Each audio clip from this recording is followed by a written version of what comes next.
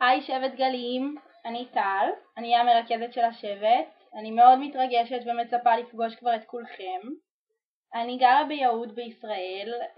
מכיתה ד' גדלתי בשבט מסורות ביהוד. הייתי חניכה כל השנים מד' עד י"ב. בכיתה י' הדרכתי, אחר כך הייתי רשג"דית ואחר כך מדריכה של קורס מדריכים.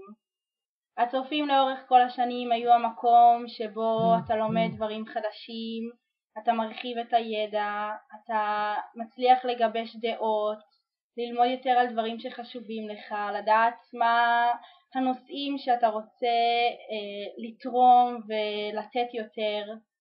ומעבר לכל, הצופים זה חברים, השכב"ג זה משפחה, זה אנשים שעד היום, גם 5 שנים אחרי, אנחנו נפגשים בימי שישי כשכולם חוזרים מהצבא, יוצאים ביחד לטיולים.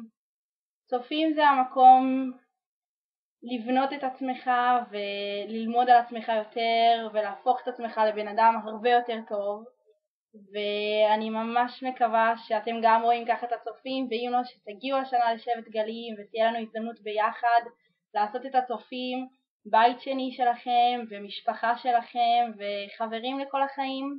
אז אני טל ואני כאן לכל דבר, אפילו שאני עדיין בארץ, ושיהיה לכם שבוע טוב ומחכה לראות אתכם. ביי.